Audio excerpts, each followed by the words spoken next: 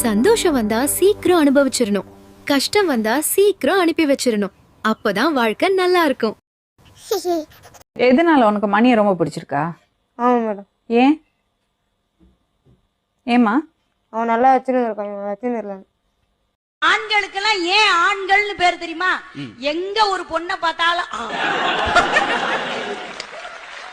இன்னொரு பேர் உண்டு, ஆடவர்னு ஒரு பேர் உண்டு. என்ன அர்த்தம் தெரியுமா?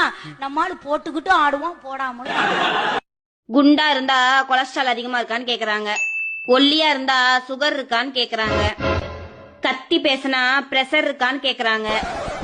சரி, எதுவும் பேசாம அமைதியா இருக்கலாம் அப்படின்னு பார்த்தா ஏன் ஏதோ பிரச்சனையான்னு கேக்குறாங்க. என்னத்த சொல்ல. நாட்டுல கடையில வாங்குறோம், இது அப்படியே சாப்பிட முடியாது. இதுல மிக்ஸ் பண்றதுக்கு 2 லிட்டர் தண்ணி வாங்கணும். தண்ணி விக்கிறவங்க குடும்பம் முளைக்குது. ஒன்னொன்னா நம்பர் விட்டுக்கிட்டு வாங்க. 1 4 கப்பு வாங்கணும். கப்பு விக்கிற குடும்பம் முளைக்குது. 2 ஒரு கலரை கலந்து அடிச்சா தான் மூக்குல நெடி ஏறாம சுண்டாம குடிக்கலாம். 3 ஒரு உப்பு கறி வாங்கணும். 4 ஒரு சுண்டல் வாங்கணும். 5 இடையில ஒரு ஃபில்டர் இழுத்து விட்டாதான் சரக்கு ஒழுங்கா உள்ள இறங்கும். 6 ஊறுகாயை தொட்டு அப்படின்னா தான் போனது வெளியில வராம இருக்கும். 7 இதை குடிச்சிட்டு பாட்டில தூக்கி போட்டா ஒருத்தன் 10 ரூபாய்க்கு ஐஸ் வாங்கி திம்பான். 8 நகையால எத்தனை குடும்பம் பொழைச்சிச்சு? ஒரு குடும்பம். என் பாட்டிலால எத்தனை குடும்பம் பொழைக்குது? 8 குடும்பம். நான் பெரியாளா நீ பெரியாளா?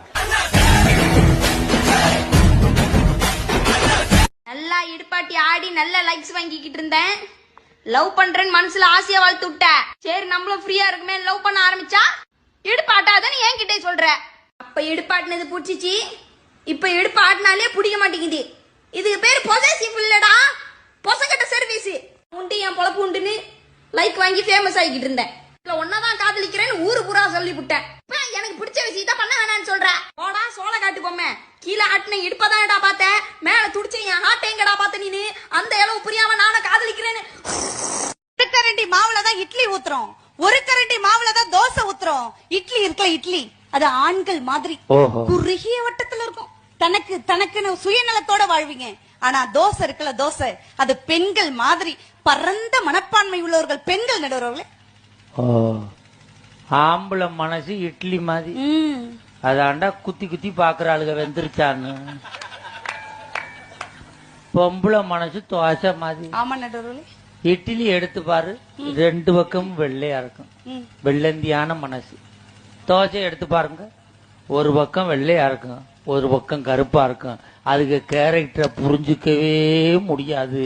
தோசை கடைசி வரைக்கும் ஒழுங்கா வராது, பிஞ்சுக்கிட்டே தான் போகும். கடைசியில செதுக்கி தயா எடுக்கணும். அப்படிலாம் சொல்லாதீங்க. இறைவன் பெண்களுக்கு ஞானத்தை வைத்தான் தெரியுமா? அப்ப ஆண்களுக்கு என்ன சாணத்தையா வைத்தான்? எங்க மங்கையராய் பிறப்பதற்கு மாதவம் பண்ணணும் தெரியுமா? அப்ப நாங்க ஆம்பளையா பிறக்கிறதுக்கு ஐயச்சதனமா பண்ணிட்டு வந்திருக்கோம். சுடிதாருக்கும் சூரியனுக்கும் ஒரு வித்தியாசம் இருக்கு. சூரியனை சுத்தி வந்தா பையன் வெந்து போவான், சுடிதார சுத்தி வந்தா நொந்து போவான்.